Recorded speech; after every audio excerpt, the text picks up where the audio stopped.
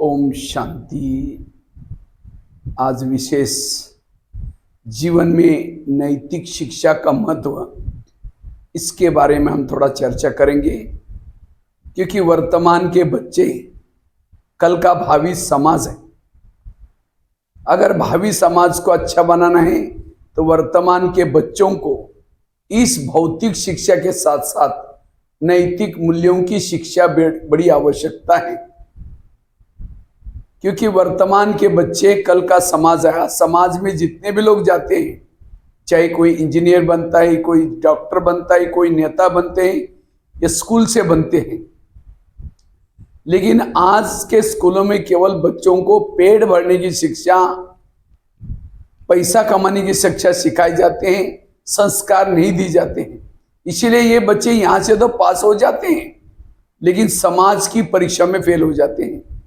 आज समाज में देख रहे हैं, तनाव टेंशन बढ़ता जा रहा है, सुसाइड केसेस बढ़ती जा रही, नशा व्यसन बढ़ता जा रहा है। क्यों? मूल्यों की कमी। मूल्य सीखना यह है शिक्षा का मूल उद्देश्य। चरित्र का निर्माण करना यह है शिक्षा का मूल उद्देश्य। शिक्षा लेने के बाद मेरे जीवन में मूल्य नहीं आए, मेरी शिक्षा अधूरी है। क्योंकि शिक्षा का मूल उद्देश्य है असत्य से सत्य की ओर जाना। ये चोरी करना, मारना, पीटना, लड़ना, झगड़ना, ये सारी असत्यता है। इसके बजाय हमें सत्यता के तरफ जाना है। सहन करना, मीठा बोलना, धैर्य रखना, सत्य रहना, ये है असत्य से सत्य के तरफ जाना। शिक्षा का उद्देश्य है अंधकार से प्रकाश की ओर जाना। ये दुर्गुण है अंधकार और गुण है प्रकाश। लेकिन आज के बच्चे समझते कि हम पढ़े लिखे हो गए, अक्षर ज्ञान हो गया, हम प्रकाश की तरफ जा रहे हैं। लेकिन आज के बच्चों के अंदर दुर्गुण बढ़ते जा रहे हैं, अवगुण बढ़ते जा रहे हैं। शिक्षा का उद्देश्य है बंधनों से मुक्त बनना। नशे का बंधन, व्यसनों का बंधन, बुराई का बंधन, ये बंधन जहां है वहां दुख है, अशांति है। आज टीचर तो बच्चों को पढ़ा करके पास करते हैं, डॉक्टर बनाते हैं, लेकिन वही डॉक्टर भविष्य में किडनी चोरी करते हैं। कई बार कोरोना काल में ऐसी घटना हुई, क्योंकि इस बच्चे ने पढ़ाई तो पढ़ी, डॉक्टरी तो पढ़ी, लेकिन सत्यता, ईमानदारी नहीं सीखी। अगर समाज में अनैतिकता आएगी, ये समाज में चलना फिरना बड़ा मुश्किल हो जाएगा। तो पहले जमाने में शिक्षा चालू की थी, उस शिक्षा का मूल उद्देश्य था बच्चों के संस्कार अच्छे बने। लेकिन आज संस्कार खत्म होते जा रहे हैं। आज हम अच्छी स्कूल किसको मानते हैं? जिनकी टाई अच्छी, बिल्डिंग अच्छी, बसें अच्छी, रिजल्ट ज्यादा, फी अच्छी, हम समझते अच्छी स्कूल। मैं तो मानता हूं अच्छी स्कूल वो है जहां चरित्र सिखाया जाता है। इसलिए मूल्य सीखना, संस्कार सीखना आज वर्तमान की आवश्यकता है। आज कई बार मैं तो करीबन भारत के 12,000, भारत और नेपाल में मिलकर के 12,000 स्कूल और कॉलेज में गया हूं।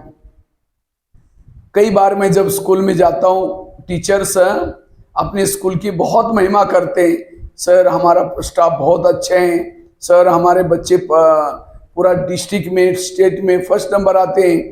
लेकिन जब मैं इन बच्चों को जाकर के नैतिक शिक्षा के बारे में लेसन लेता हूं, बच्चों को पूछता हूं बच्चे आप कितने पढ़े लिखे, तो बच्चे भी बड़े उमंग से कहते हैं सर हम 95%, 98% स्कूल में मार्क लाया। लेकिन मैं एजुकेशन का, शिक्षा का सही अर्थ बताता हूं तो उसमें से 5%, 10% भी पढ़े लिखे नहीं।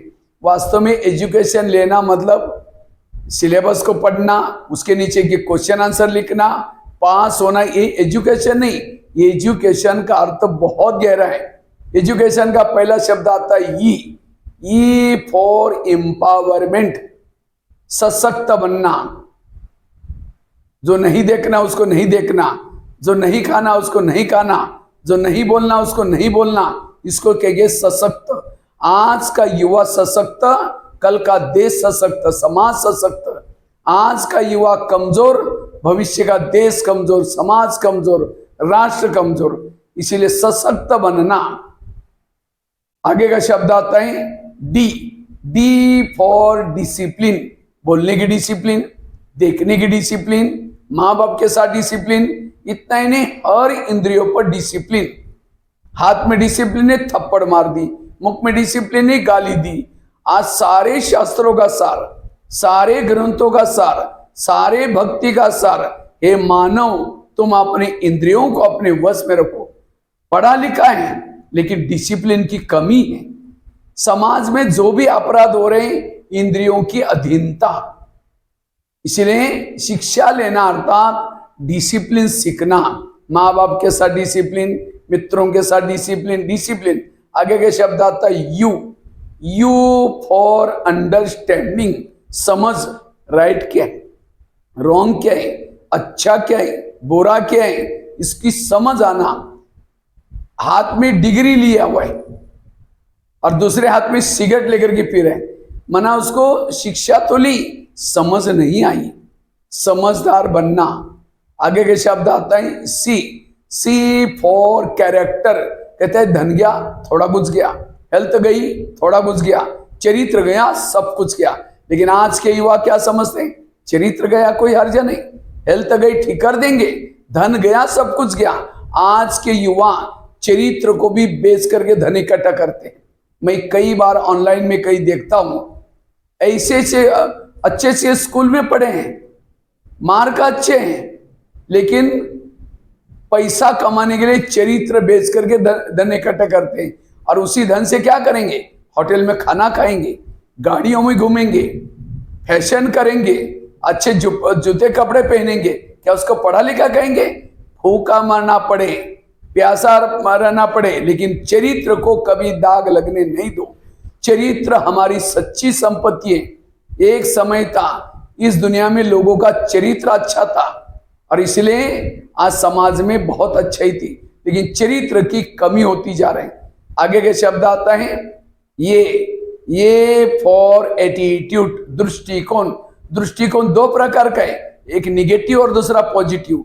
लेकिन आज का युवाओं का दृष्टिकोण निगेटिव बनता जा रहा है। मेरा क्या होगा, मैं तो पढ़ रहा हूं, पता नहीं मैं पास हो जाऊंगा, पता नहीं मुझे जॉब लगेगा नहीं, पता नहीं मेरा पता नहीं करके पता ही कट जाएगा।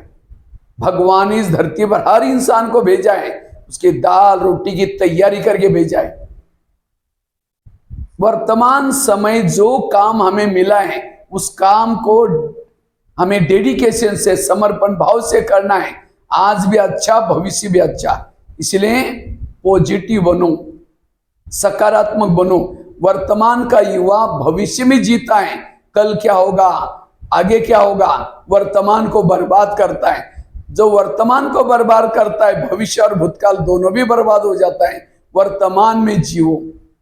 आगे का शब्द आता है टी। मैं आप लोगों को एजुकेशन की डेफिनेशन बता रहा हूं।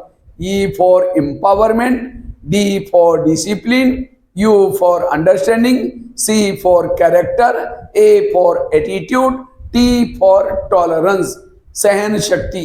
लेकिन आज के युवाओं में सहन शक्ति की कमी होती जा रही है। मैं तो करीबन काफी सारे स्कूलों में जाता हूं और जब बच्चे ग्राउंड में बैठते हैं, बच्चों को पूछता हूं, बच्चे ये बताओ इसमें से गुस्सा किसको किसको आता है? झूठ बोले कौवा काटे।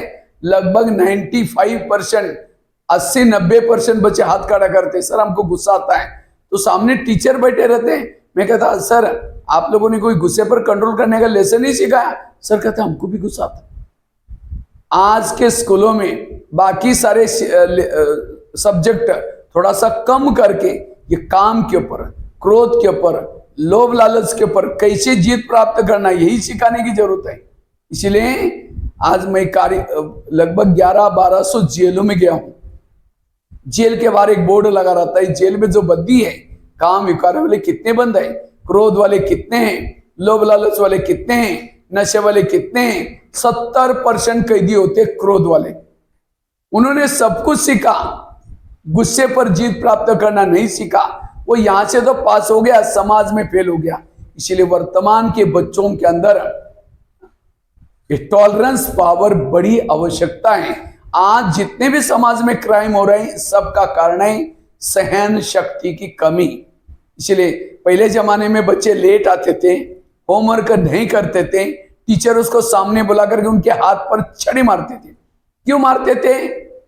क्योंकि हाथ के अंदर एक्यूप्रेशर के पॉइंट होते हैं। जब टीचर छड़ी मारता है वो पॉइंट दब जाते हैं, बुद्धि खुल जाते हैं। इसलिए कहते भी थे, छड़ी लगे छम छम विद्या आई खम खम। लेकिन आज किसी को छड़ी मारो तो कहता है सर बाहर फिर देख लूंगा, क्योंकि सहन शक्ति नहीं है।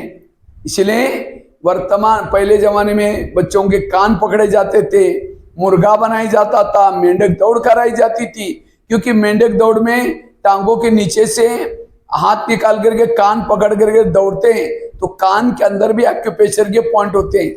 लेकिन आज के बच्चों में सहन शक्ति नहीं है। हर एक को थोड़ा भी टीचर उसको कुछ कहता है उसको सहन नहीं होता, वो मम्मी पापा को जाकर सुनाता है। और आजकल के मम्मी पापा भी क्या करते हैं, झगड़ा करने के लिए टीचरों के पास आएंगे, क्या मेरे बेटे को तुमने खाना खिलाया, बेटी को खाना खिलाया। वही बच्चे समाज में जाते हैं, कोई कुछ बोलता है, सहन नहीं होता, इसलिए आज अपराध बढ़ रहे हैं। विद्यार्थी जीवन में सहन शक्ति का गुण बड़ा आवश्यक है। इसलिए एजुकेशन में टी शब्द है, आगे के शब्द आता है आई फॉर इंटीग्रिटी, एकात्मता, राष्ट्रीय एकात्मता, पारिवारिक एकात्मता, आपसी एकात्मता। एकात्मता सीखना शिक्षा का उद्देश्य। एक ने कहा दूसरे ने माना। आज देख रहे पति पत्नी का बनता नहीं, आपस में बनता नहीं, एक का मुंह पीछे है, दूसरे का मुंह आगे है, एक ही घर में रहते, बात नहीं करते। अगर पत्नी को सब्जी चाहिए तो क्या करते हैं, बात नहीं करेंगे, पति को चैटिंग करके व्हाट्सएप से भेजेंगी, जी सब्जी नहीं है, जी सब्जी लेके आओ। एकात्मता की कमी, और यही दुखों का कारण है। इसलिए एकात्मता ये एजुकेशन। आगे के शब्द आता है वो फॉर ऑप्टिमिस्टिक, आशावादी बनना। लेकिन आज का युवा निराशवादी है। दीवार पर चिट्ठी चढ़ गई, गिर गई, कहते दोबारा कभी नहीं चढ़ूंगी। कोशिश करने वाले की कभी हार नहीं होती। इसलिए पॉजिटिव बनो। जो जीवन में कितनी भी समस्या आएंगी, प्रॉब्लम आएंगी, लेकिन आप सदा पॉजिटिव रहो। सी एंड वेट, धैर्य रखो, भविष्य में अच्छा होगा। इसलिए अब्राहम लिंकन जीवन की कितनी परीक्षा में फेल हो गए, लेकिन उन्होंने आशा नहीं छोड़ी। एक दिन आया, अमेरिका के राष्ट्रपति बने। इसलिए आशावादी बनना यह है शिक्षा का उद्देश्य। और लास्ट का शब्द एजुकेशन में आता है यन फॉर नॉबिलिटी, सज्जन बनना। सज्जन किसको कहेंगे? जो शांत है, बड़ों का कहना मानता है, उसको कहेंगे सज्जन। एक होते सज्जन, दूसरे होते दुर्जन, एक होते कौरव, दूसरे होते पांडव। हाँ, इसमें से सज्जन बनना। तो इस शब्दानुसार कई बार मैं बच्चों को जब पूछता हूं, पहले जब बच्चे कहते हैं 95% मार्क, 98, और जब बच्चों को पूछता बच्चे ये बताओ इसमें से गुस्सा किसको किसको आता है, झूठ बोले कौवा काटे, सब बच्चे हाथ खड़ा करते हैं। हाँ, तो एक टी में ही सारे फेल हैं, तो बाकी सारे शब्दों की हालत क्या है? ये सीखना है एजुकेशन। केवल साक्षर मत बनो, एजुकेटेड बनो। एजुकेटेड वाला कभी भूले नहीं करता। इसलिए साक्षर मत बनना, केवल पढ़ना लिखना सीखना, पास होना, डिग्री लेना, ये हमारे जीवन का उद्देश्य नहीं है। इसलिए एजुकेशन का शब्द। लेकिन आज बच्चों के अंदर अनैतिकता क्यों आ रही? क्योंकि आज के बच्चों को, आज जैसे मैंने बताया, आज अच्छी स्कूल किसको माना जाता है? जिनकी टाई अच्छी, बिल्डिंग अच्छी है, बसें अच्छी है, रिजल्ट ज्यादा है, फी जाता है। आजकल बाह्य दिखावा ज्यादा होता जा रहा है। वास्तव में विद्यार्थी जीवन में 4 पांव मजबूत करने की जरूरत है। एक है IQ, दूसरा होता है EQ, तीसरा होता है MQ, चौथा होता है SQ। विद्यार्थी जीवन में जिन बच्चों ने इन 4 पांव को मजबूत किया, वो समाज की कोई भी परीक्षा में फेल नहीं होंगे। लेकिन आज के बच्चों को केवल IQ डेवलप किए जाते हैं। कई बार मैं कई स्कूलों में जाता हूं, तो कई टीचर कहते हैं सर आपका प्रोग्राम नहीं होगा, क्योंकि हमारे बच्चों की परीक्षा बहुत नजदीक आ रहे हैं, उनके मम्मी पापा को हमको रिजल्ट दिखाना है। मैं उन टीचर को कहता हूं सर आप 1 साल के परीक्षा का इतना ध्यान दे रहे हैं, यही बच्चा सुसाइड करेगा, किसी का मर्डर करेगा, नशा करेगा, उसके लिए आप कुछ सिखा रहे हैं। मेरे लेसन्स होते हैं, नैतिकता होती है बच्चों के संस्कार के लिए। आज संस्कार सीखने की जरूरत है। केवल आईक्यू डेवलप करके क्या करते हैं, जब ज्यादा मार्क आते हैं पेपर में एडवर्टाइज देंगे, जगह जगह पर होल्डिंग लगाएंगे, हमारा स्कूल बहुत अच्छा है, आप हमारे स्कूल में आ जाओ। और आज लोगों में होड़ बनती जा रहे हैं और स्कूल लोगों का बिजनेस बनता जा रहा है। इसलिए केवल आईक्यू डेवलप ना करना, उसका सर्वांगीण विकास करना। इसलिए हमें आईक्यू के साथ हमें क्या करना है, केवल जिसकी आईक्यू ज्यादा है उसके अंदर ईगो डेवलप होता है, अभिमान आता है। रावण बहुत होशियार था, रावण शास्त्रों का ज्ञाता था, लेकिन रावण के अंदर ईगो था, अपने सोने की लंका का ईगो, अपनी होशियारी का ईगो। कितना समझाया, किसी की नहीं मानी, आखिर पूरा परिवार को लेकर खत्म हो गया। इसलिए आज वर्तमान समय एक देश दूसरे के साथ लड़ रहा है, एक भाई दूसरे के साथ लड़ रहा है आपस में। आज जितने भी आईक्यू वाले लोगों के अंदर ईगो डेवलप हो रहा है। और विद्या क्या बोलते हैं, विद्या विनयन शोभते, विद्या आने बाद विनम्रता आनी चाहिए। कब आएगी, जब आईक्यू के साथ ईक्यू को डेवलप करेंगे, एमक्यू डेवलप करेंगे, एसक्यू डेवलप करेंगे, तब जाकर के विनम्रता आएगी। तो ईक्यू मीन्स इमोशनल, माँ बाप के लिए भावना, देश के लिए भावना, समाज के लिए भावना। लेकिन आज के बच्चों के अंदर भावना कम होती जा रही, माँ बाप के लिए भावना नहीं, टीचरों के प्रति भावना नहीं। आज मुझे याद है मेरे स्कूल में एक बच्चा था, वो बच्चा जब टीचर पढ़ाता था पीछे से क्या करता था, नीचे सिर करके जोर से चिल्लाता था। टीचर उसको कहते तुम कभी सुधरोगे नहीं, तुम ऐसे भटकते रहोगे। अब जब मैं गांव में जाता हूं, उस बच्चे को ना नौकरी है, शराब पी करके गटर में पड़ा रहता है। क्यों? विद्यार्थी जीवन में उसने गुरु का श्राप लिया। ये स्कूल मतलब कोई धर्मशाला नहीं, स्कूलों में हमारा और टीचर का रिश्ता गुरु और शिष्य का है।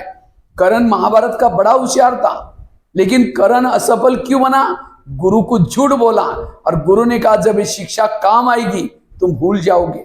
इसी तरह विद्यार्थी जीवन में अगर हमें श्राप है तो जहां भी नौकरी के लिए जाएंगे, इंटरव्यू के लिए जाएंगे, असफल होके जाएंगे। जीवन में सफल बनना है, 2 दुआएं चाहिए विद्यार्थी जीवन में, मम्मी पापा की दुआ और दूसरा टीचर की दुआ। आज के मम्मी पापा बच्चों से परेशान हैं, वो कान में कुछ लगा करके पता नहीं चू चू चू चू बातें करता रहता है। रास्ते में चल रहा है तो भी बात कर रहा है, सोया है तो भी बात कर रहा है, चैटिंग करता रहता है। तो मम्मी पापा को कैसा लगेगा? आज ऐसी कोई एक्टिविटी ना करो जो मम्मी पापा नाराज हो जाए।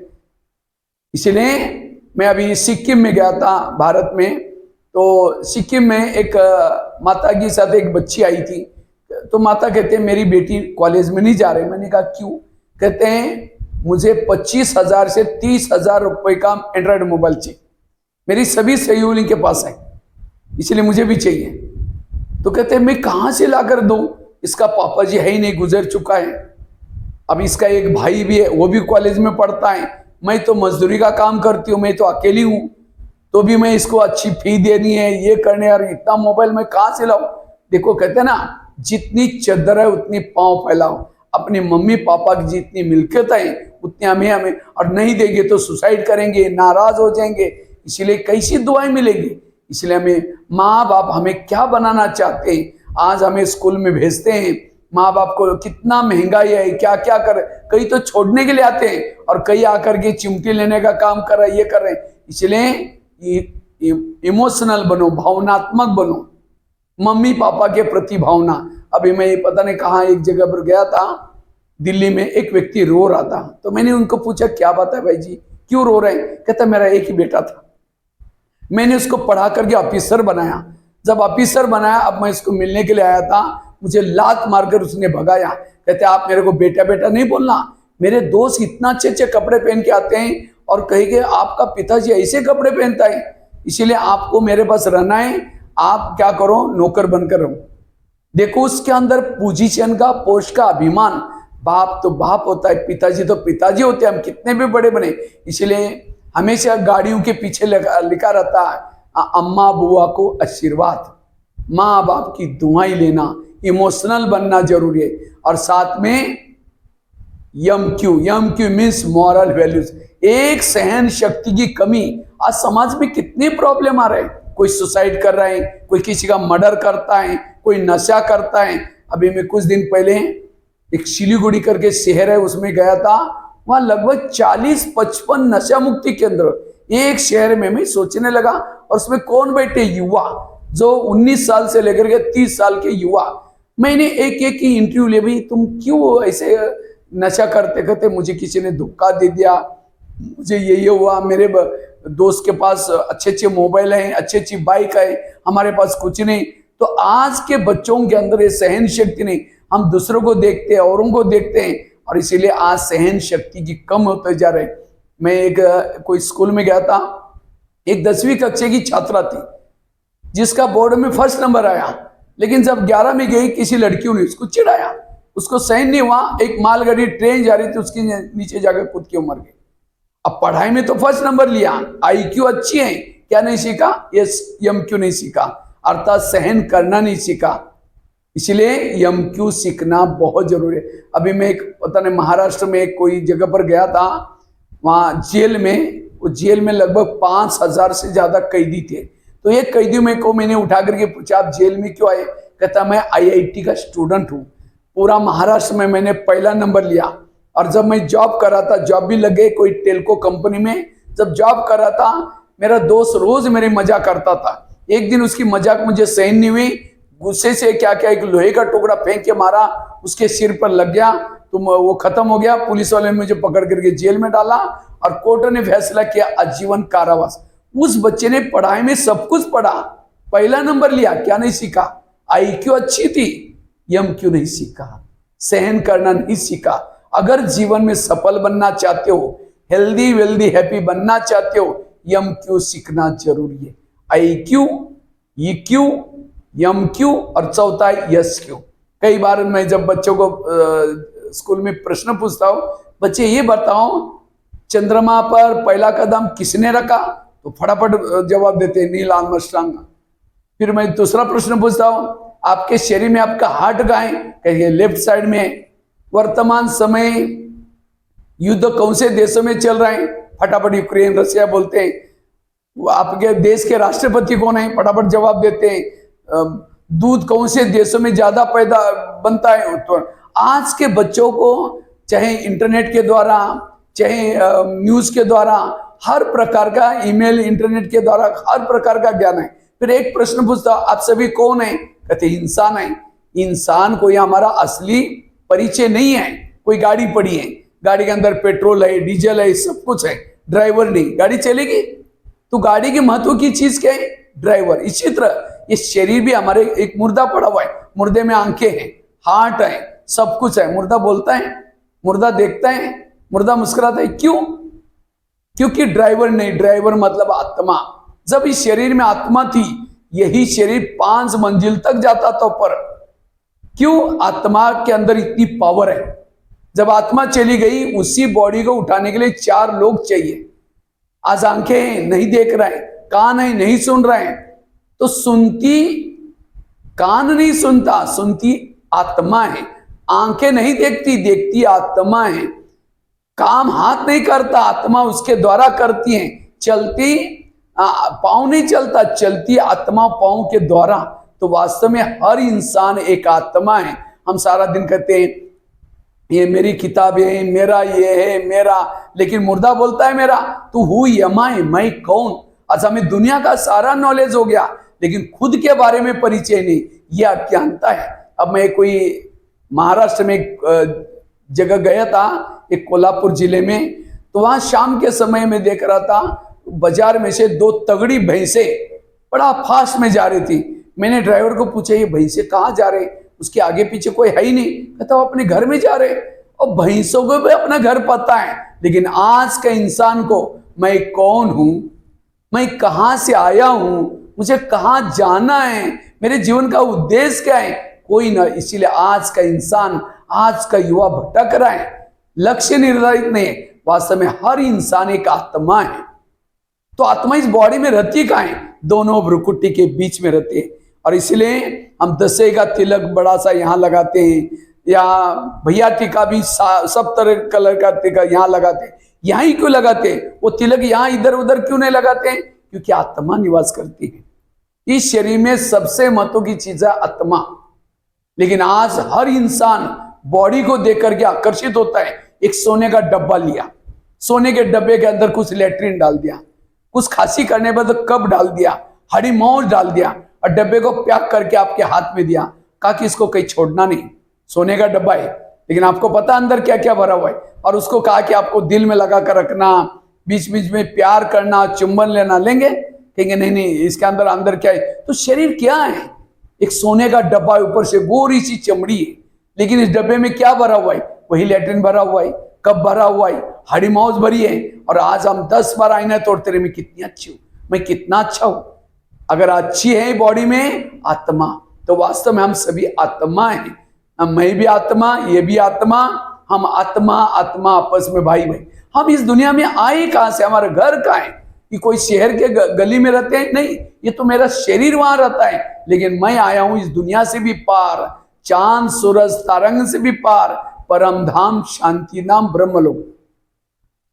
और आत्मा का पिता परमात्मा, सबका पिता एक, सबका कर एक, सब आपस में। इस भावना को जागृत जब तक नहीं करेंगे तब तक वैल्यू नहीं आएंगे। आध्यात्मिकता मतलब कोई भगवी वस्त्र पहनना, माला पहनना, कोई सन्यासी बनना, या कोई गुरु करना, ये नहीं। आध्यात्मिकता मतलब अपने आप को जानना, अपने पिता परमात्मा को जानना, अपने जीवन का लक्ष्य को जानना, ये है आध्यात्मिकता। इसको कहते हैं एसक्यू, IQ, EQ, MQ और SQ। जिन्होंने 4 पाव को मजबूत किया वो समाज में कभी फेल नहीं होगा। लेकिन आज के बच्चों के अंदर अनैतिकता क्यों आ रही है? अनैतिकता का पहला कारण है गलत संगत। जैसा करोगे संग वैसा चढ़ेगा रंग, जैसा पियोगे पानी वैसी बनेगी वाणी। आज कौरव राक्षस बने, पांडव अच्छे देवत्व के तरफ गए। क्यों? पांडव की संगत कृष्ण के साथ थी, और एक ही गुरुकुल में पढ़ते थे। कौरव पांडव कोई पढ़ाने वाला गुरु अलग नहीं था, गुरु एक था, लेकिन उनकी संगत अलग थी, उनकी संगत अलग थी। आज कौरवों की संगत थी शकुनी मामा के साथ, वो हमेशा छल कपट सिखाता था। एक घटना आपको सुनाते हैं। एक बार भीम की खीर अर्जुन ने पी लिया, तो दुर्योधन क्या करता है, उसको कहता है मैं तुमको, कहते हैं एक बार शकुनी मामा ने क्या किया, अपनी मुट्ठी बंद की। जब वो पढ़ाई कर रहे थे, गुरुकुल में पढ़ रहे थे, उनको गुरु द्रोणाचार्य उनके गुरु थे, मुट्ठी बांधी और कहा कि भांजे इस मुट्ठी को खोलो, तो खुलती नहीं। कहता है शकुनी मामा ने पूछा कि क्यों नहीं खुलती? कहा कि मामा जी उसको 5 उंगलियां मजबूत है। तो शकुनी मामा कहता है उसकी एक एक उंगली काटो तो क्या हो जाएगा? कहता है मुट्ठी कमजोर हो जाएगी, खुल जाएगी। कहता है पांडव में ताकत क्यों है? क्योंकि वो 5 है, एक एक उंगली को काटो। तो दुर्योधन ने उसका फायदा लेकर के खीर उसने पिया, अर्जुन ने चलो मैं तुमको खीर पिलाता हूं करके मीठा बोल कर लेके गया, और खीर में दुर्योधन दुशासन मिलकर के जहर डाला और उसको बेहोश होने के बाद नदी में फेंक दिया। देखो बचपन से उनकी संगत ऐसी थी, और इसीलिए भविष्य में क्या बने? संगत का असर। और पांडव क्या बने? इसीलिए हमें संगत हमें अच्छी रखने। जैसा करोगे संग वैसा चढ़ेगा रंग। कई बार मैं जब जेल में जाता हूं, कई कैदी आकर के कहते हैं सर मैंने कोई गलत नहीं काम किया, फिर भी मुझे पकड़ा गया। हमने कहा कुछ तो क्या होगा, टाली तो 2 हाथ से बसते। नहीं सर मैंने कुछ नहीं किया, मेरा एक दोस्त था, हम बचपन में एक बेंच पर बैठ करके पढ़ाई किया, बड़े हो गए तो भी साथ में घूमते। लेकिन मेरे एक दोस्त की बुरी आदत है, वो हमेशा क्या करता था? चोरी करता था। एक बार उसने बड़ी चोरी करके भाग गया, वो तो भाग गया, पुलिस वालों ने मुझे पकड़ लिया, क्योंकि उनको पता है कि ये भी उसके साथ घूमता है। कौवा तो भाग गया, पकड़ा हंस गया। इसलिए संगत अच्छी चाहिए। एक बहुत सुंदर एक स्टोरी सुनाते एक संगत के बारे में। एक पेड़ पर एक कौवा और हंस रहता था, तो दोनों की दोस्ती थी। एक बार कौवा कहीं बाहर घूमने के लिए गया था और हंस अकेला पेड़ पर बैठा था। इतने में हंस ने नीचे देखा एक व्यक्ति सोया था, उसके सिर पर धूप आ रही थी। हंस वहां से उठा और जिस डाली से धूप आते वो पंख फैला करके चाय बनाए। इतने में उसका दोस्त आया, कौन? कौवा। उसने हंस को पूछे कि दोस्त तुमने पंख क्यों फैलाए? कहते नीचे एक व्यक्ति सोया, उसको धूप लग रहा है, मैं मदद कराओ। कहता है लोग तो बड़े खराब होते हैं, हमें पत्थर मार के भगाते हैं, इनको मदद क्यों करो, उठो यहाँ से। तो भी हंस नहीं उठा। कौवा कहता तू मेरा दोस्त है, तू मेरी बात नहीं मानेगा? तो भी नहीं उठा। कौवा वहां से उठा, बीट डाल करके लैट्रिन करके वहां से भाग गया। उस व्यक्ति के सिर पर गिरा, उसने ऊपर देखा, कौन बैठा था? हंस। उसको लगा गलत काम किसने किया? हंस ने। उस व्यक्ति ने बंदूक लिया, शूट कर दिया, मार दिया। देखो हंस ने काम अच्छा किया, फिर भी मारा गया, संगत गलत थी। अगर मेरी भी संगत कोई गलत के साथ है, हाँ, पकड़े जाएंगे, मारे जाएंगे। अभी पेपर में एक घटना पढ़ रहा था, एक दिल्ली में दूसरे प्रदेश के बच्चे पढ़ने के लिए आए थे यूनिवर्सिटी में। तो संडे का दिन था, छुट्टी का दिन था। एक बच्चा दूसरे को कहता है दोस्त आज मौज करते। कहते नहीं नहीं, मेरा कुछ काम है, होमवर्क करना है, और मुझे कुछ कपड़े वगैरह धुलाई करना है। देख तुम आज नहीं आएगा, मैं तुम्हारे से बात नहीं करूंगा। तो उसको दोस्त को लगा कि दोस्त नाराज ना हो जाए, उसको लगा, और वो चला गया सारा काम छोड़ करके। तो मौज करना मतलब साथ में घूमना फिरना। तो दोनों भी चल पड़े। तो एक थिएटर में इंग्लिश फिल्म लगी थी। कहता है चलो देखते। वो कहता है मेरे जेब में पैसा नहीं। अरे वो दोस्त कहता है तुम उसकी चिंता नहीं करो, मैं तुम्हारी टिकट निकालता हूँ। दोनों चले गए। अब उन्होंने फिल्म देखी। अब इंग्लिश फिल्म में तो कुछ भी दिखाते हैं, वो फिल्म देखने के बाद बुद्धि भटक गई। जैसे बाहर आए, उन्होंने क्या किया, उसी फिल्म स्टाइल से शराब पिया। जैसे शराब पिया, नशे में आए। नशे में उन्होंने जाकर के होटल में खाना खाया। तो नशे में आकर के खाना भी थोड़ा गलत खाया, और उसके वो फिल्म का भी असर था। उन्होंने उसी फिल्म स्टाइल से एक रेप केस का काम किया नशे में आकर के। और अब दोनों भी बच्चों को फांसी की सजा है। कहाँ पढ़ने के लिए मम्मी पापा ने भेजा था, और कहाँ ऐसा काम किया, मम्मी पापा का नाम खराब किया, पढ़ाने वाला का। कारण क्या बना? संगत, फिल्म, गलत भोजन और गलत काम। इसलिए आज के युवाओं को अगर अपने जीवन को, लाइफ को सफल बनाना है, इन चीजों से बचना है। आज समाज में जो क्राइम हो रहा है उसका मूल कारण है गलत संगत, और दूसरा है सिनेमा टीवी। आज के युवा पीढ़ी क्यों भटक रहे? सिनेमा और टीवी। सिनेमा, सिन मतलब पाप, माँ मतलब मदर। पाप की माँ कौन है? सिनेमा। और आजकल थिएटर में जाने की जरूरत नहीं, हर एक का जेब ही सिनेमा थिएटर बना हुआ है। इसलिए आज के युवाओं का लाइफ स्टाइल फिल्म स्टाइल जैसा बना है। कई बार मैं देखता हूं, कई बच्चे बाल कैसे काटते हैं, टोपा जैसा ऊपर होता है, चारों तरफ से बाल काटेंगे ऊपर, और ऐसा करता रहता। उसके सारे बाल ऊपर खड़े, दुनिया के समाचार लेने वाले आंटी ने खड़े। ये कहां से सीख रहे? मैं तो करीबन 500 जितने छोटे बच्चों के जेलों में गया हूं, जिसको कहा जाता है बाल सुधार गृह। और जब मैं बच्चों की इंटरव्यू लेता हूं, आज छोटे छोटे बच्चे मोबाइल को यूज करके क्या क्या काम करते हैं, वंडरफुल घटना में देखता हूं। एक अभी आंध्र प्रदेश में कोई एक जेल में गया था, 300 बच्चे उसमें बैठे थे। तो एक बच्चे को मैंने पूछा तुम जेल में क्यों आए? कहता सर मैं बहुत टीवी देखता था, टीवी में एक एडवर्टाइज आती थी, washing machine Nirma powder. Nirma powder machine में डालो तो कपड़े साफ होते हैं। कहता है मेरी एक बहन है, वो काली सी थी। तो मेरे को दोस्त बहुत चिढ़ाते थे। एक दिन मम्मी घर से बाहर गई थी, तो उसको आइडिया आई, बहन को उठा करके वॉशिंग मशीन में डाल दिया, निरमा पाउडर डाल करके मशीन चालू की, वो पूरी तरह साफ हो गई, खत्म हो गई। और उसी के कारण उसको बाल सुधार गृह में रख दिया। देखो ये कहां से सीख रहे हैं? अभी मैं कहा पता नहीं, छत्तीसगढ़ में एक जेल में गया था। एक बच्चों को पूछा तुम जेल में क्यों आए? कहता मैंने मर्डर किया। दूसरे को पूछा तुमने क्या किया? हाँ रेप केस के। छोटा बच्चा 18 साल का, कम उम्र वाला, जैसा देखोगे वैसा बन जाओगे। इसलिए आज के समाज में जो क्राइम हो रहे हैं, सिनेमा और टीवी, सिनेमा। इसलिए और आजकल हर एक के अंदर ये, ऐसा नहीं कि हमें यूज नहीं करना, यूज करो, क्रिएटिव काम करने के लिए यूज करो। आज हम ऐसे नहीं कि हम मोबाइल यूज नहीं करते, हम भी यूज करते हैं, लेकिन हम अच्छाई के लिए करते हैं। मैं जब 9वीं कक्षा में था, मैं हनुमान की फिल्म देखता था। हनुमान कैसा लंका में जाता है, अकेला जाता है, सीता को संदेश सुनाता है। मैं भी वो फिल्म देख करके मुझे भी प्रेरणा मिली, मैं भी कोई ऐसा काम करूंगा जो हनुमान ने किया।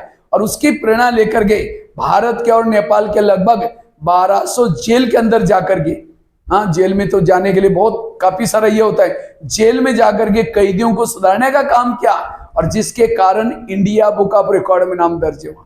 ये कहां से सीखा? फिल्म से। इसीलिए अच्छी फिल्म देखो, रामायण देखो, महाभारत देखो, पॉजिटिव देखेंगे पॉजिटिव बनेंगे, नेगेटिव देखेंगे नेगेटिव बनेंगे। आज कई क्या करते हैं, बाइक भी उसी स्टाइल से चलाएंगे। तो वास्तव में आज हमारे जीवन में जो अनैतिकता का कारण है, उसका कारण है जब हम सिनेमा टीवी देखते हैं और जैसे देखते हैं वैसे कर्मों में लाना शुरू करते हैं। जैसे मैं बता रहा था, जैसे जब मैं असम से आ रहा था, मेरे ट्रेन के सामने ट्रेन में बोगी में एक लड़की बैठी थी जिसकी पैंट जगह जगह पर फटी हुई थी। मैंने कहा मैडम जी आप थोड़ा इसको सिलाई करो क्या, नया सिलाई? कहते नहीं भाई जी ये फटी नहीं है, ये अभी भी 15 दिन पहले लिए आए, ये क्या आजकल फैशन ही है। हमने कहा ये कैसा फैशन, आज हम कुछ भी पहन रहे हैं, कुछ भी करें, ये कहाँ से देख रहे हैं? सिनेमा और टीवी के माध्यम से। आज का युवाओं का लाइफ फिल्म स्टाइल जैसा बना हुआ है, वैसे बाइक चलाएंगे, वैसे बाल काटेंगे, वैसा ही कुछ। तो और जैसे लॉकडाउन चालू हुआ तब से आजकल के बच्चों से, युवाओं से अनैतिकता का काम ज्यादा हो रहा है, क्योंकि सिनेमा टीवी मोबाइल आज हर एक के कुछ भी देखेंगे, कुछ भी करेंगे। इसलिए अगर मुझे जीवन में चरित्रवान बनना है, पॉजिटिव चीजें देखना, अच्छी चीजें देखना, अच्छे साहित्य पढ़ना। और आजकल मैं देखता हूं जेलों में युवाओं की संख्या बढ़ती जा रही है, चाहे बच्चों की संख्या चाहे युवाओं की संख्या बढ़ती जा रही है। कारण यह है सिनेमा टीवी। इसलिए हमें भले यूज करो लेकिन उसमें से पॉजिटिव चीजें देखना। जैसे मैंने कहा रामायण देखो, महाभारत देखो, जिस शिक्षा से हमारे संस्कार अच्छे बनते हैं वो देखने की आवश्यकता है। तीसरी चीज है, आज के युवाओं के अंदर जो भटकाव आता है उसका तीसरा कारण है नशा। जब व्यक्ति नशा करता है वो जीवन में भटक जाता है। इसीलिए नशे से दूर रहना। गुटखा खाना अच्छा है बुरा है? गुटखे के 3 शब्द लिखो, गुटखा, और बीच का ट मिटा दो तो क्या आएगा? उसके नाम में कितना बुरा अर्थ है। आज मंदिर में हम सिगरेट गुटखा ये नहीं लगाते, क्योंकि मंदिर में हम समझते हैं देवी है या देवता का मंदिर है। वास्तव में असली मंदिर तो शरीर है, और इस शरीर के अंदर आत्मा मूर्ति बैठी है, और उस आत्मा मूर्ति के सामने सिगरेट लगाएंगे, नशा करेंगे तो आत्मा को शांति कैसे मिलेगी? इसीलिए नशे से बचना।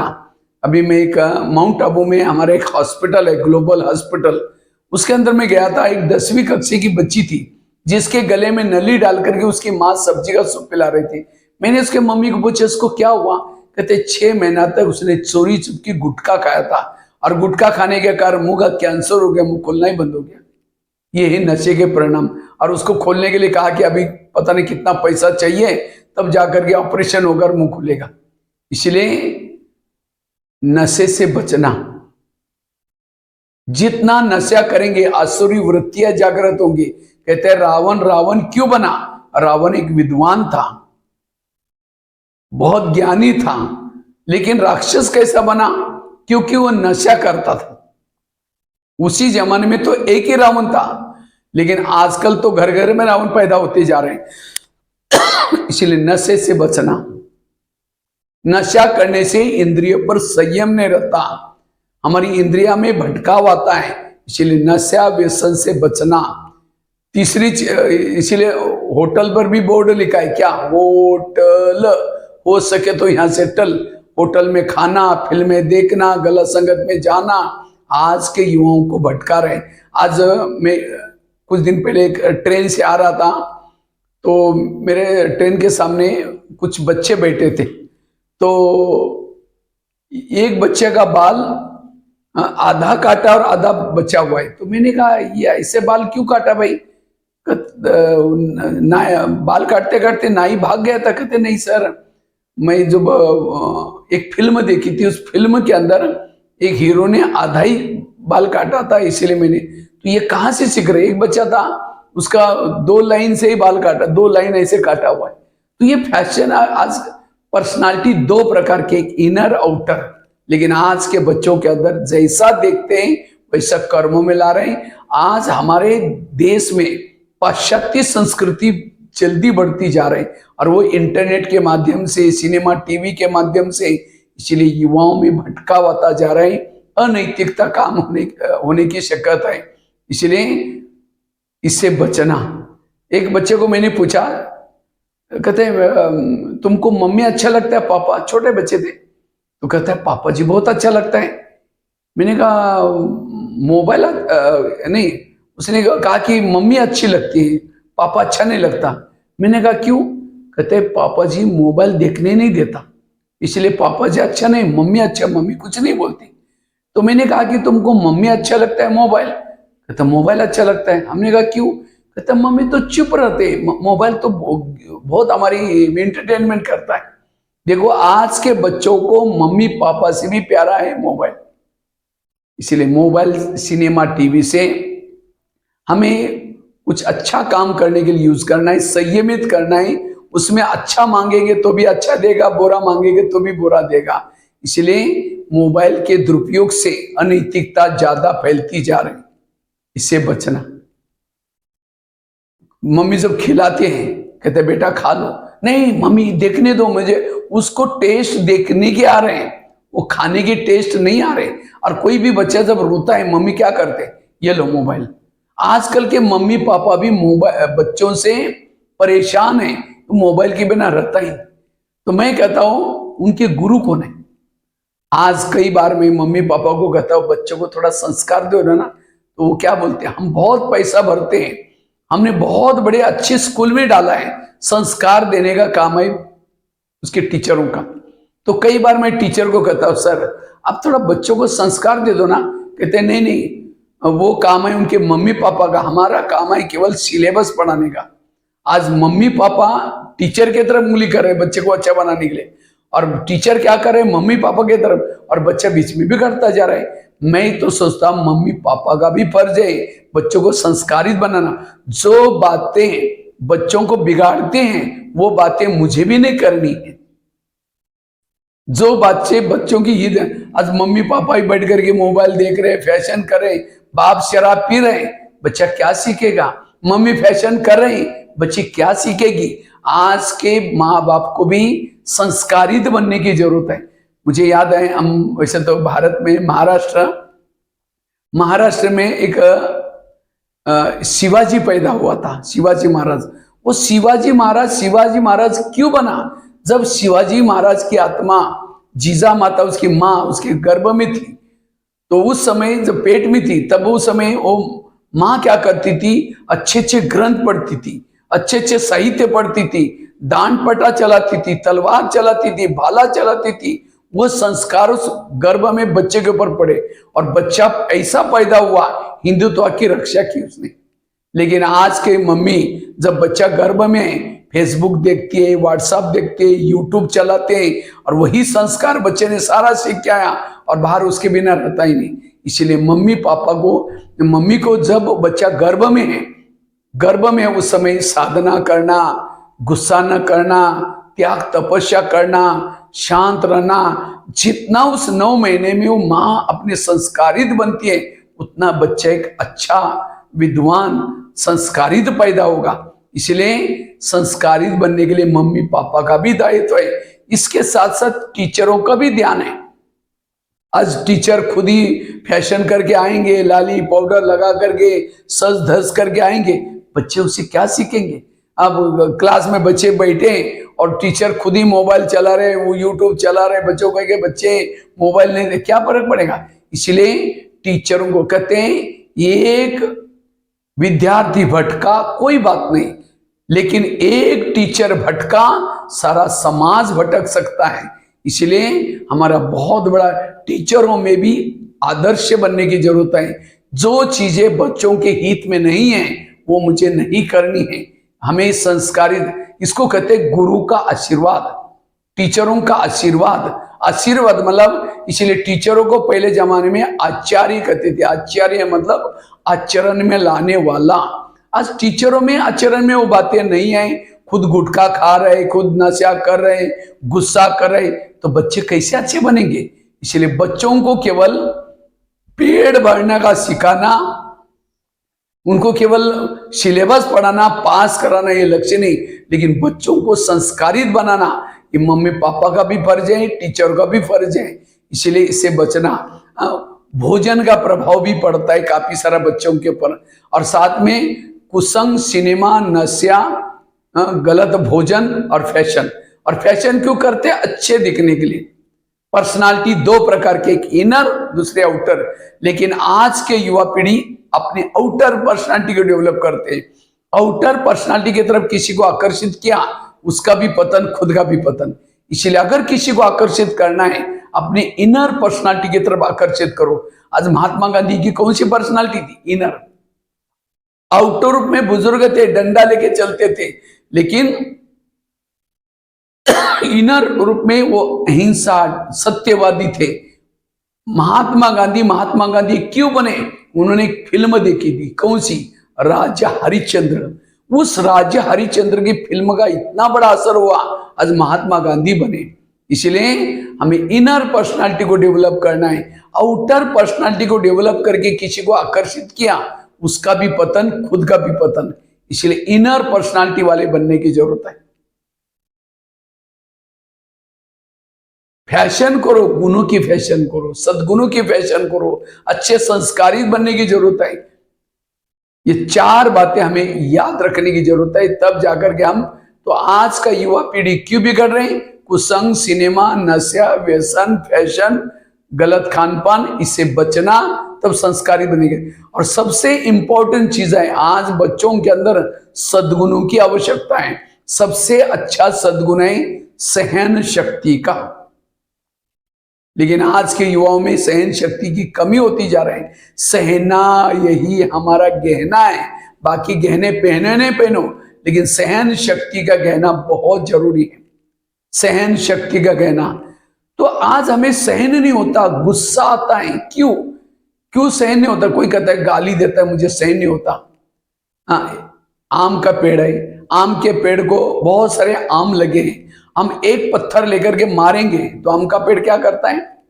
फल देता है। हमने पत्थर मारा, उसने वापिस 2-4 पत्थर नहीं मारे, फल दिया। वो फल आम का एक ही नहीं, 4-5 आम देता है। वो खाने के बाद पेट भर गया, नींद अच्छी आई। हमने उसको पत्थर मारा, उसने 2-4 पत्थर नहीं मारे, 2-4 आम दिया, खाने के बाद पेट भर गया, नींद अच्छी आई। और हमें कोई गाली देता है तो ऐसी गाली 4-5 देंगे, 8 दिन के लिए उसकी नींद पिटाई। इतना ही नहीं, 2-4 थप्पड़ भी मार देंगे। तो आम अच्छा है, हम अच्छे। हमने कौन से पेड़ स्कूल में पढ़ाई किया? केंद्रीय विद्यालय, सरस्वती विद्या मंदिर, कहां सीखा है? ट्यूशन में लगाता था। इसीलिए हमें मूल्य, कई किताबें भी नहीं है कि मूल्य तो आसपास में भी है। प्रकृति से सीखो, लोगों से सीखो, व्यक्ति से सीखो, चारों तरफ से हमें मूल्य सीखना जरूरी है। जब नदी चलती है, नदी के सामने पहाड़ी आती है, नदी कहते हैं तुम हट जाओ, मुझे सीधा जाना है, तो मेरे को रास्ता दो, थोड़ा बाजू में हो जाओ। नदी को पता है पहाड़ी जिद्दी है, वो हटने वाली नहीं है। अगर मैं उसके साथ लड़ाई करूं, समझो नदी अगर पहाड़ी के साथ लड़ाई करती तो हार कौन जाती? नदी हार जाती। पहाड़ी तो जिद्दी है। अब जब उसका पानी टुकड़े टुकड़े हो जाएगा, खड्डे में गिर जाएगा, और खड्डे में मच्छर मक्खियां पैदा होगी और लोगों को काटेगी, तो और ही वो उसे कोई घाटा ही हो गया नदी का। इसीलिए नदी को पता है पहाड़ी जिद्दी है, तो वो क्या करते हैं, उस पहाड़ी का ही पांव धुलाई करके उसका दूसरा बाजू में से रास्ता बना करके आगे निकल जाते हैं। तो आगे कितने लोगों की सेवा करते हो।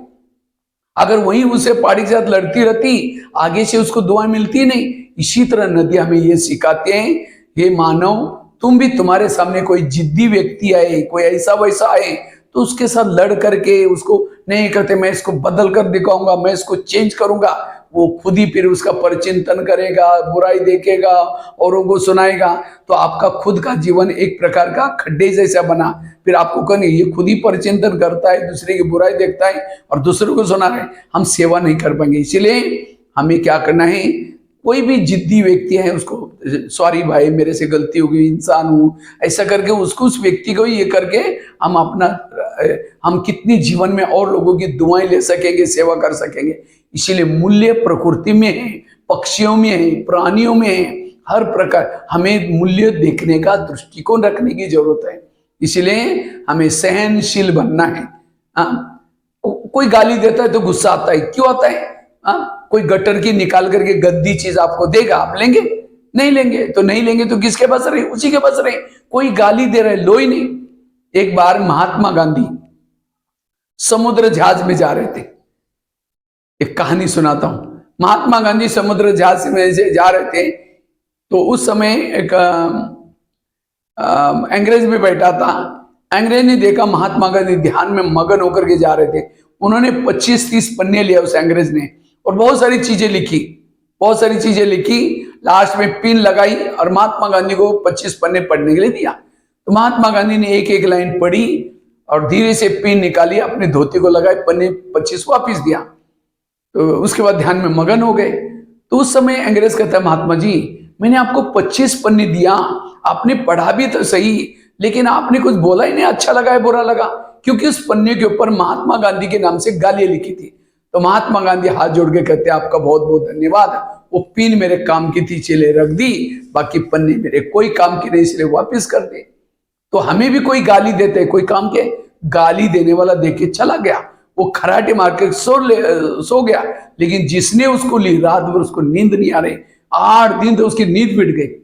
इसलिए हमें क्या करना है? सहनशील बनना है, सहनशील बनो। और उसके लिए एक फार्मूला, निगेटिव को क्या बना दो?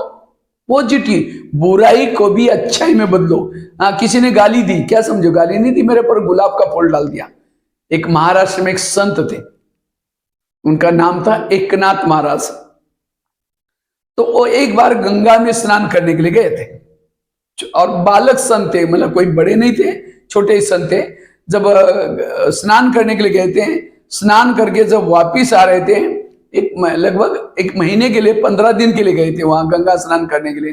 जब वापिस अपने रूम के तरफ जा रहे थे, किसी व्यक्ति ने क्या किया, पान खा करके उनके ऊपर थूक दिया। तो एकनाथ महाराज ने कुछ नहीं बोला, दोबारा जाकर के स्नान किया, फिर थूक दिया, फिर स्नान किया। वो 7 बार वो व्यक्ति थूक रहा था, एकनाथ महाराज स्नान कर रहे थे। 8वीं बार जब आए, उनको लगा ये कोई महान व्यक्ति, मैं इसके ऊपर थूक रहा हूं और ये तो कुछ नहीं बोल रहे। सीधा उस व्यक्ति ने क्या किया, एकनाथ महाराज के चरण छुए और कहा कि महाराज जी मेरे से भूल हो गई, मैंने गलत काम किया जो आपके ऊपर थूक दिया। उस समय एकनाथ महाराज बड़े प्रसन्न होकर के बोलते हैं, आपका बहुत बहुत धन्यवाद, मैं तो 15 दिन से यहाँ काशी में आया हूं स्नान करने के लिए, गंगा का पुण्य जमा करने के लिए स्नान करके, लेकिन मैं रोज एक बार ही स्नान करता था, पुण्य जमा करता था, लेकिन आज आपके थूकने के कारण एक दिन में मैंने 8 पुण्य जमा किया, इसलिए आपका ही धन्यवाद। देखो निगेटिव को क्या बना दिया। ये है जीवन जीने की कला। बुराई को भी अच्छाई में बदलो। जो बुराई को भी अच्छाई में बदलता है उसको कभी भी गुस्सा नहीं आएगा, उसके बाद सहन शक्ति आएगी, वो शुभ कामना रख सकता है। इसलिए एक संत की बात सुनाता हूं। एक महाराष्ट्र में एक संत थे जिनका नाम था तुकाराम महाराज। तुकाराम महाराज बहुत भक्ति करते थे विठ्ठल की। तो गली के लोगों ने उसको भक्ति करने के लिए मना किया, तब भी उन्होंने नहीं छोड़ा। तो एक दिन सभी लोगों ने क्या किया, उस तुकाराम महाराज को पकड़ लिया और पकड़ करके उसका अपमान करने का सोचा ताकि ये भक्ति करे नहीं। वो कहते थे तुम लोग ये नया नया कौन सा पंथ चालू किया, उसको बंद करो, लेकिन उनको अच्छा लगता था, वो जाते थे। तो गली के लोगों को ये देखा नहीं गया, तो उन्होंने सवेरे सवेरे उसको पकड़ लिया और पकड़ करके क्या किया, उनका अपमान करने के लिए उसके गले में सब्जी की माला पहना दी। बैंगन, टमाटर, आलू, मटर, मिर्ची, नींबू माला बना करके पहना दिया। मुंह काला किया, मुंह काला करके क्या किया, उनको उनके सिर के ऊपर के बाल भी उतार दिए और उसके ऊपर हल्दी का लेप लगा दिया, हल्दी का लेप लगाया बनाकर, और उसके बाद उनको गधे पर बिठाया। वो भी गधे का मुंह आगे, उनका मुंह पीछे, और गधे को पकड़ करके गली गली में उनको घुमाया। और बच्चे भी साथ में थे और क्या बोलते थे, तुकाराम महाराज की जय। जैसे लोग बोलते थे, आवाज करते थे, घर के अंदर बैठे हुए लोग आकर के देखते थे कौन आया क्या हुआ।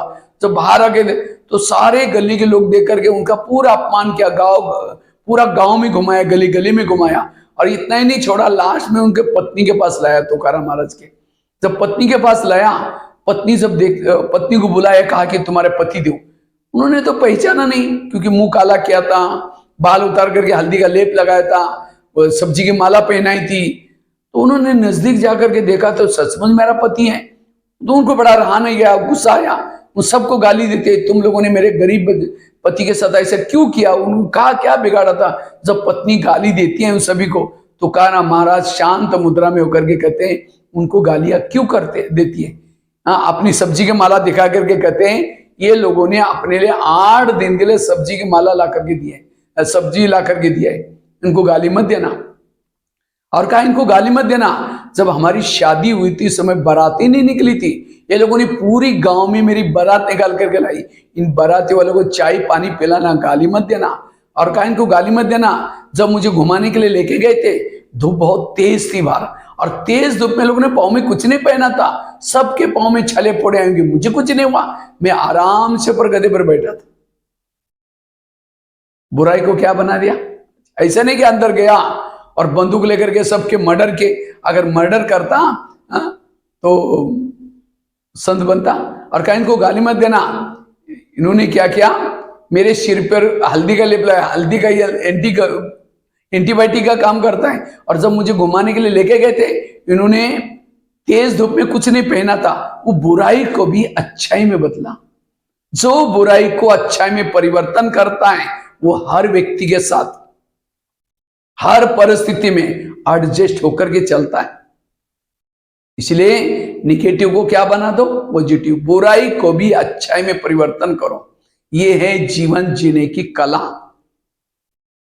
इसको कहते हैं सहन करने। सहन करना शुरू में कड़वा है, इसके परिणाम बड़े अच्छे हैं। और सहन शक्ति बड़ी बहन है, बाकी बहनें उसकी छोटी बहनें हैं। बाकी शक्तियां, एक सहन शक्ति का वैल्यू आपके अंदर आएगा तो बाकी सारे गुण और शक्तियां भी आएगी। शांति आएगी, एकाग्रता आएगी, धैर्यता आएगी, मधुरता आएगी, अंतर, सारे गुण आपके अंदर आएंगे। और जो व्यक्ति गुणवान है वो चरित्रवान बन जाता है। और गुणवान चरित्रवान व्यक्ति देश की सच्ची संपत्ति, ऐसी युवा सच्ची संपत्ति है। इसलिए ऐसे चरित्रवान युवा बनने के लिए सहन शक्ति चाहिए। दूसरा गुण है मीठा बोलो। हमारे ब्रह्मा कुमारी इसका एक स्लोगन है, कम बोलो, मीठा बोलो, सोच समझ करके बोलो, तोल के बोलो, रिकॉर्डिंग करने के लायक बोलो, धीरज से बोलो। लेकिन आज रामायण बना, महाभारत बना, कारण बोल, कड़वे शब्द, क्योंकि शब्दों से रामायण बन जाता है, महाभारत भी बन जाता है। चुगली लगाने वाले शब्द बोले, किसने? द्रौपदी ने चुगली लगाने वाले शब्द बोला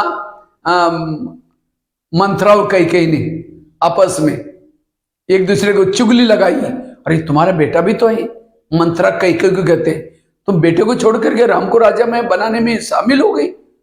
सोच आज की रात है, बस ये 2-4 शब्द घुल दिया उसके कान में और रामायण को पूरा उल्टा कर दिया।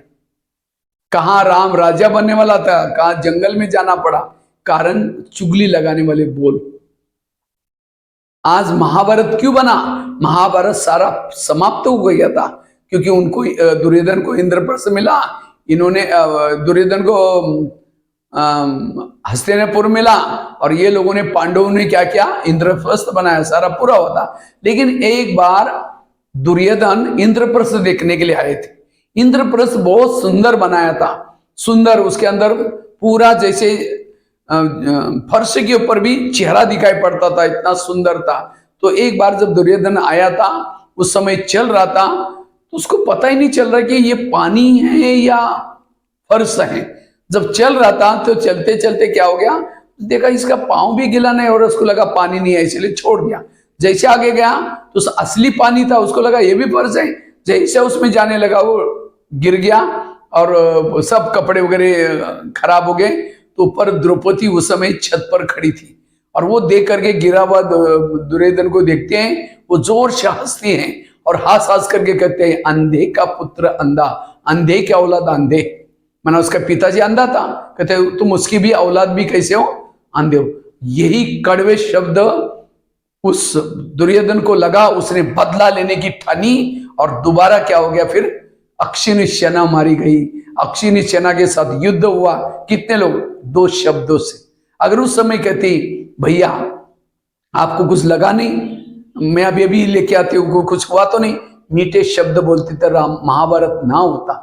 तो बोलो से रामायण बना, महाभारत बना। इसलिए ये मीठा बोलना, ये भी केवल पढ़ाई लिखाई तो अच्छा ही किया, लेकिन अगर हम अंदर शब्द कड़वे हैं, शब्द मीठे नहीं, कोई भी पसंद नहीं करेगा। इसलिए दोनों साइकिल पर जा रहे, अचानक गिर गए, टक्कर लगी आमने सामने, तो ये कहता है गधा तुमको दिखाई नहीं पड़ा, दूसरे कहता तुम भी गधा, लात मारना शुरू कर दिया। अगर उसमें से कोई ये कहता भैया तुमको तो लगा तो नहीं, दूसरा कहेगा भैया कुछ नहीं लगा भी होगा, वो मीठे शब्द उसको दुख से भी परे कर देंगे। इसलिए मीठा बोलो। मीठा बोलने वालों को सब पसंद करते हैं, जो कड़वा बोलता है उसको कोई पसंद। कहते हैं एक बार एक कौवा था, दुनिया छोड़ करके जा रहा था, इतने में इसको एक कोयल मिली। कोयल कहते कि भैया तुम कहाँ जा रहे हैं? कौवे को कहते, तो कहता मैं दुनिया छोड़ करके जा रहा हूं, मुझे इस दुनिया में रहना ही नहीं। कोयल ने कहा क्यों? कहते मैं जहां भी जाता हूं, कौवा कहता है मैं जहां भी जाता हूं सब लोग मुझे पत्थर मार के भगाते, मुझे नहीं रहना। इतने में कोयल की नजर, कौवे की नजर कोयल के गले के हार के ऊपर गई। तो कहता है भैया बहन आपने हार कहां से लाया? कहते मैं स्वर्गलोक में गई थी, वहां मैंने गीत गाया तो उसकी गिफ्ट मिले। तो कौवा कहता है ठीक है मैं भी जाऊंगा। कोयल ने कहा कि भले जाना, अच्छी बात है, लेकिन आप अपनी वाणी को सुधार के जाना। मेरी वाणी अच्छी देख करके इंद्रदेव ने मुझे गिफ्ट दिया हुआ है। कहता है मैं भी जाऊंगा, मैं भी गीत गाऊंगा। भले जाना, अच्छी बात है, लेकिन वाणी को सुधार के जाना। लेकिन कौवे को लगा जैसे कोयल ने हार पहन करके घूम रहे, सबको दिखा रहे, मैं भी जाऊंगा इंद्रप्रस्थ में इंद्रदेव के पास, और मैं भी अच्छा गीत गाऊंगा और क्या करूंगा, हार लेके आऊंगा। तो लेकिन कौवा उतावला हो गया, बिना वाणी सुधारते चला गया। इंद्रदेव को लगा कि सचमुच उसका भाई होगा, क्योंकि दोनों का कलर एक जैसा था। तो सभी को सभागृह में बुलाया और कवि को कहा कविता चालू करो, लेकिन उसकी वही वाणी थी, वाणी से सुधारना नहीं। वही वाणी सुन करके सबके कान फटने लगे, सब ने पत्थर मार के भगाया। तब कवि को याद आया कोयल ने क्या बोला था, तुम कहीं भी जाओ वाणी सुधार के जाओ। तो कहने का मतलब हमें इस 4 दीवार से, स्कूल से, बाकी सारे लेसनों के साथ साथ मीठा बोलना सीखना जरूरी है।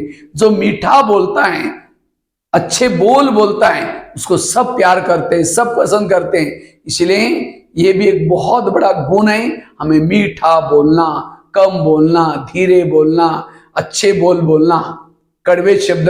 2 फैक्ट्री खोलो, मुख में शुगर फैक्ट्री और दिमाग में आइस फैक्ट्री। अर्थात दिमाग को ठंडा रखो और मुख को सदा, दिमाग को ठंडा रखो, मुख को सदा मीठा रखो। बोल मीठे बोलो, कहते ना गुड़ तो नहीं दो, लेकिन गुड़ जैसे मीठा तो बोलो। इसीलिए हमें मीठा बोलना है, अच्छे बोल बोलना है, रिकॉर्डिंग करने के लायक बोल बोलना है। तो मीठा बोलना भी एक गुण है। 2 गुण बताएं।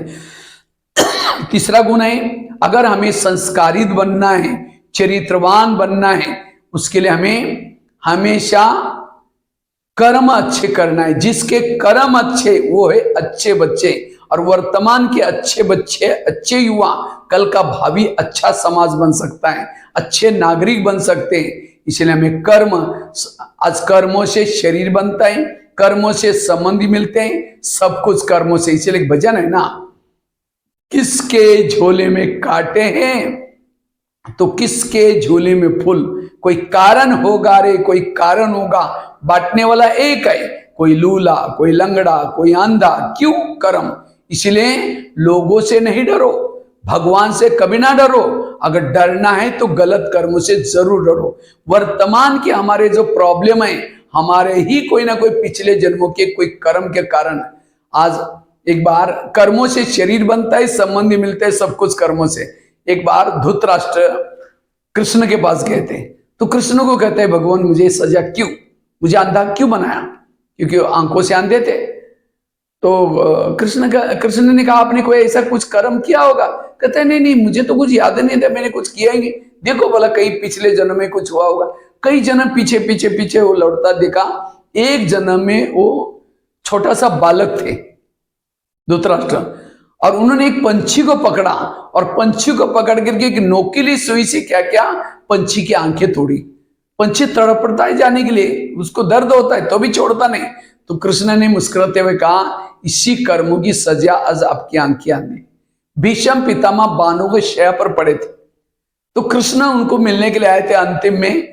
तो कृष्ण को प्रश्न पूछा कि भगवान मुझे ये सजा क्यों? तो कृष्ण ने कहा, आपने कोई कर्म ऐसा कुछ किया होगा, आपका सामने आया होगा कोई कर्म। कहता है मुझे तो कुछ याद नहीं आता। देखो बोला, कई जन्म पीछे गया, एक जन्म में उनको याद आया वो राजा थे।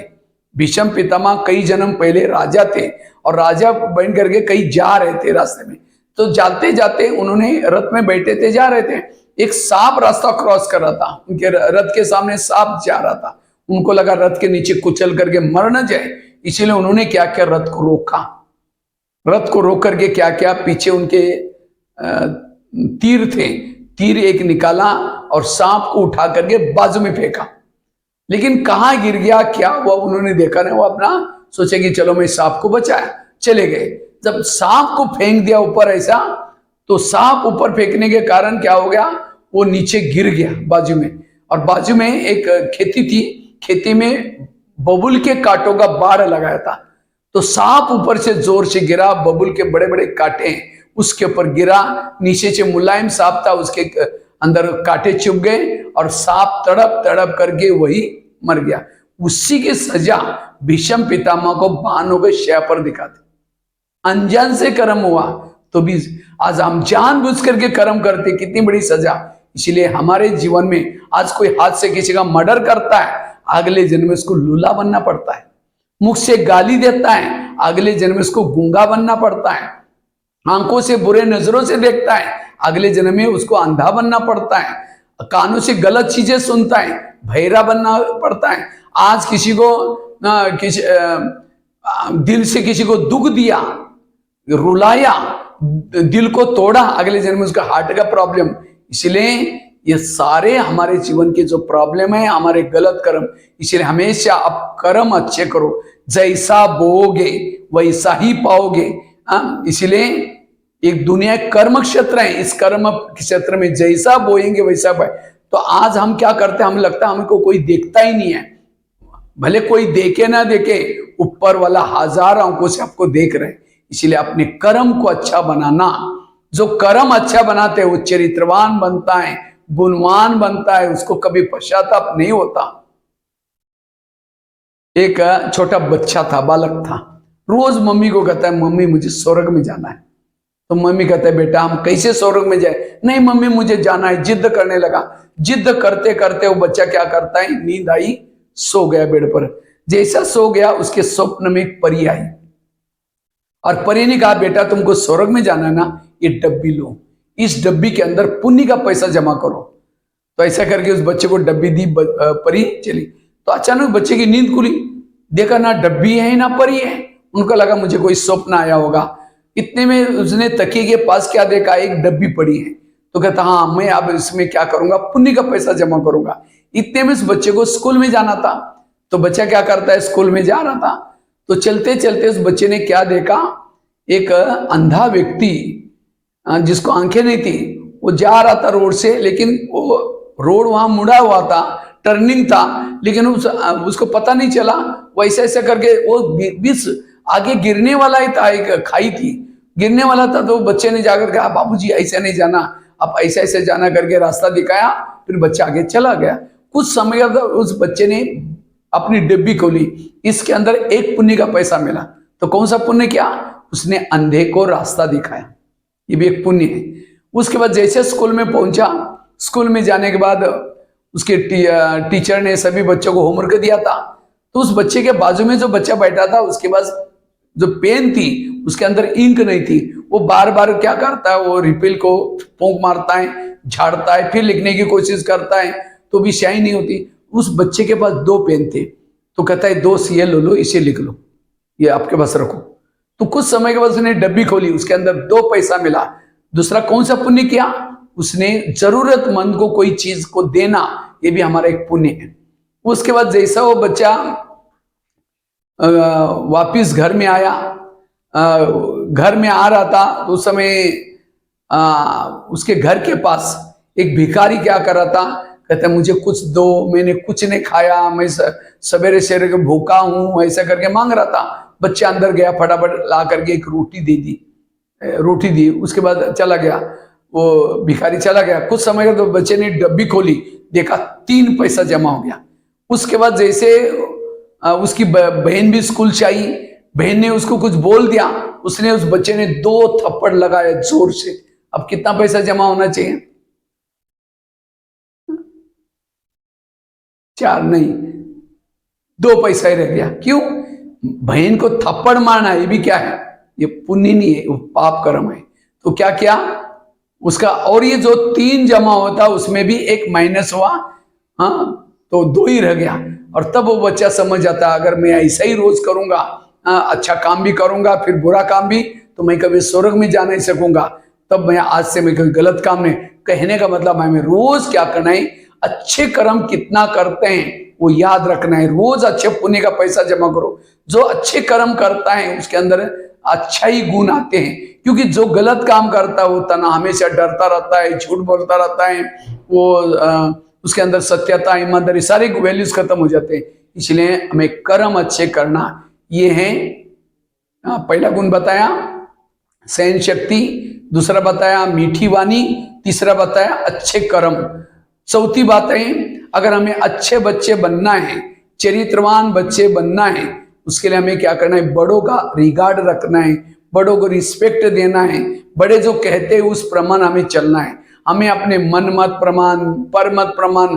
आज बच्चों से बड़े नाराज होते हैं क्योंकि मम्मी कहते हैं बेटा मोबाइल नहीं देखना, तो भी हम देखते रहते हैं, गलत काम करते हैं, वो अच्छे बच्चे नहीं। इसलिए हमें हमेशा बड़ों का रिगार्ड रिस्पेक्ट कर रखना है, और जितना बड़ों का रिगार्ड रिस्पेक्ट रखेंगे उतना हम हमारे अंदर अच्छे गुण आएंगे, अच्छे संस्कार आएंगे। क्योंकि बड़े जो कहते हैं, हमको जो बोलते हैं, अपने अपने अनुभव के आधार से बोलते हैं। इसलिए हमें बड़ों का कहना मानना ये भी एक अच्छा गुण है। एक बार की बात है, एक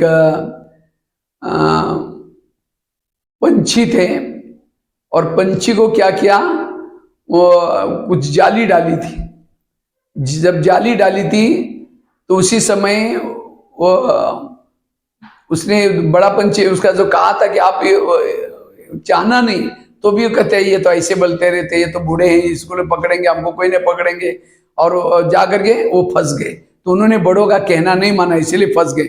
इसलिए हमें बड़ों का कहना मानना। और लास्ट का 5वां गुण है, अगर हमें अच्छे बनना है, गुणग्राही बनना है। गुणग्राही, हमें हर एक सबसे गुण ग्रहण करना है। आप लोगों ने देखा होगा हर स्कूल कॉलेज में क्या होता है, सरस्वती माँ का चित्र जरूर होता है।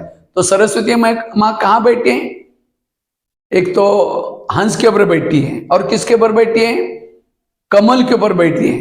वास्तव में हंस के ऊपर बैठती नहीं थी। हंस अर्थात अंदर बाहर स्वच्छ, सुनने की स्वच्छता, देखने की स्वच्छता, देखने मन की स्वच्छता, जो स्वच्छ है वहां सरस्वती है। और जहां सरस्वती होते हैं वहां लक्ष्मी आते हैं। इसलिए हमें सारे पढ़ाई का सारा हमें स्वच्छ बनना, स्वच्छ बनना। और जब स्वच्छ बनेंगे, कई क्या करते हैं, डिस्को गीत सुन करके क्लास में आकर के बैठेंगे, और क्लास में सरस्वती कैसी बैठेगी? और जहां सरस्वती नहीं है वहां लक्ष्मी कैसी आएगी? इसलिए कई तो क्या करेंगे, 2-4 जन मिलकर के टीचर की बुराई करेंगे, वो सर ऐसे है, वो ऐसा है, वो ऐसा है। और अचानक सर आए, कहेंगे क्या कहेंगे, सर गुड मॉर्निंग, अभी हम आपको याद कर रहे थे, मुख में राम बगल में छुरी। इसलिए स्वच्छ बनना। कमल अर्थात, कमल कहाँ होता है? कीचड़ में होता है। कीचड़ के ऊपर वो कमल के ऊपर पानी डालो, गीला नहीं होता। कमल के ऊपर कीचड़ डालो, गंदा नहीं होता। इसी तरह दुनिया में कीचड़ है, इसके अंदर इंटरनेट, फैशन, वेशन, कितनी गंदगी है। उस गंदगी से बचना, उसको कहेंगे कमल। और जब हम कमल बनेंगे, हंस बनेंगे, तब सरस्वती दिमाग में बैठेगी। और जहां सरस्वती है वहां आपको भविष्य में नौकरी के पीछे दौड़ने की जरूरत नहीं, नौकरी आपके पीछे दौड़ेगी, धन आपके पीछे आएगा अपने आप। कब? जब सरस्वती को प्रसन्न करेंगे। इसलिए हंस बनो, कमल बनो। लास्ट एक स्टोरी सुना करके मैं पूरा करता हूं। एक व्यक्ति ने 3 मूर्तियां बनाई थी। एक मूर्ति की कीमत थी 100 रुपए, दूसरी की 200 और तीसरी की 300। तो एक व्यक्ति मूर्ति खरीद करने के लिए गया, पूछा कि कितने में मूर्ति? जिसने बनाई कहता है 100 रुपए, दूसरी 200 और तीसरी 300। उसने कहा क्यों भाई, दिखने में पेंटिंग एक जैसा, कलर एक जैसा, साइज एक जैसा, कीमत अलग क्यों? कहता है मैं बताता हूँ कीमत अलग क्यों। तो उसने क्या किया, जिस व्यक्ति ने मूर्तियां बनाई थी उसने क्या किया, 100 रुपए वाली मूर्ति ली, उसके कान में 1 रुपए का कॉइन डाल दिया। जैसे कॉइन डाला दूसरे कान से निकल गया, इसीलिए उसकी कीमत 100 रुपए थी। फिर दूसरी मूर्ति ली, उसके कान में भी 1 रुपए का कॉइन डाला, वो मुख से निकल गया, इसीलिए कीमत उसकी 200। फिर तीसरी मूर्ति ली, उसके कान में भी 1 रुपए डाला, वो पेट में चला गया, इसीलिए उसकी कीमत 300 रुपए थी। तो आप कौन सी लेंगे? 300 रुपए वाली। जब हम स्कूल में आते हैं, सबका पेंटिंग एक जैसा, यूनिफॉर्म एक जैसा, दिखने में एक जैसे, साइज एक जैसी, लेकिन सबकी कीमत अलग अलग। कोई 100 रुपए वाले, कोई 200 रुपए वाला, कोई 300। 100 रुपए वाला किसको कहेंगे? जो ज्ञान की बातें सुनता है अच्छी, जैसे मैंने अभी पूरा लेक्चर में कितनी सारी कहानियां सुनाई, 5-6 कहानियां सुनाई, IQ UQ, एजुकेशन का अर्थ, क्लास का अर्थ सुना, और सुन करके दूसरे कान से निकाल दिया। अरे ये तो ऐसे बोलते रहे, फिल्में देखो, टीवी देखो, गलत खाओ पियो मौज करो, सुना दूसरे कान, उसको कहेंगे कुंभकर्ण। कान में डाला, दूसरे कान से निकल गया। 1 साल तक पूरा टीचर क्या करता है, क्लास में खड़ा होकर के बेंच के पास पूरा साल में पढ़ाता है, लेकिन जब रिजल्ट आता है, रिजल्ट किसी का आता है 90%, किसी का 60%, किसी का 20%, 90% के कान में टीचर जाकर के सुनाता था, स्टेज से सुनाया। जो 20% वाला लास्ट में बैठा है, टीचर पढ़ा रहा है, चिमटी लेने का काम चल रहा है, मजा करने का टाइम, माना सुना और दूसरे कान से निकाल दिया। इसलिए सुन करके दूसरे कान से नहीं निकालना। कई सुनेंगे, घर में जाकर के कहेंगे, आज हमारे स्कूल में एक बहुत अच्छे भाई जी आए थे, उन्होंने कहा कि टीवी नहीं देखना, मोबाइल नहीं देखना, ये नहीं करना, और फिर भी जाकर के देख रहे। उसको कहेंगे तोताराम। तोती की कीमत 200 रुपए। सुना और मुख से वर्णन किया, बहुत अच्छा। इसीलिए सुन करके उसको पेट में डालना, अर्थात आचरण में लाना, उसको उसकी कीमत है 300 रुपए। इसलिए 300 रुपए वाली मूर्ति बनो। सुन करके उस बातों को जीवन में अप्लाई करना। आज हम रोज प्रतिज्ञा करते हैं सब कुछ अच्छा करेंगे, इसलिए हमें 300 रुपए वाली मूर्ति बनना। और उसको कहेंगे विद्यार्थी। विद्यार्थी की भी एक परिभाषा होती है। विद्यार्थी को पहला, स्टूडेंट को पहला शब्द आता है यस, यस फॉर सैक्रिफाइस। जहां त्याग की भावना है वो है विद्यार्थी। लेकिन आज के बच्चों में त्याग की भावना नहीं है। जैसे मैंने कल वो एक इसका एग्जाम्पल दिया था, सिक्किम का। सिक्किम में एक लड़की थी, उसके माँ बिल्कुल गरीब थी, तो भी कारण इसलिए त्याग की भावना, जितना त्याग करेंगे। आगे का शब्द है यस, टी फॉर ट्रस्टी। अनासक्त बनो। कोई भी प्रकार की ना सुन खाने का ना आसक्ति हो, ना कोई पहनने की आसक्ति ना हो, वो कोई टीवी देखने का, सीरियल देखने का, जिसका आसक्ति है वहां बुद्धि जाती है। इसलिए एक संस्कृत में भी कहते हैं विद्यार्थिमं 5 लक्षणम बक ध्यान काक चेष्टा अल्पारो ग्रह त्यागो ब्रह्मचारी सौन निद्रा। वो है विद्यार्थी।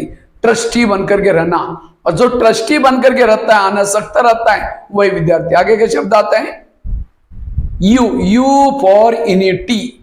एकता, एक ने कहा दूसरे ने माना, वही विद्यार्थी। आगे के शब्द आता है STUD, डी फॉर डेडिकेशन, समर्पण भाव। विद्यार्थी जीवन को जो काम मिला है वही हमें करना है। कई बच्चे क्या करते हैं, किताब में मोबाइल दे करके देखते रहते हैं, जैसे मम्मी पापा गए बिल्कुल मोबाइल रख करके जैसे लग रहा है पढ़ाई कर रहा है।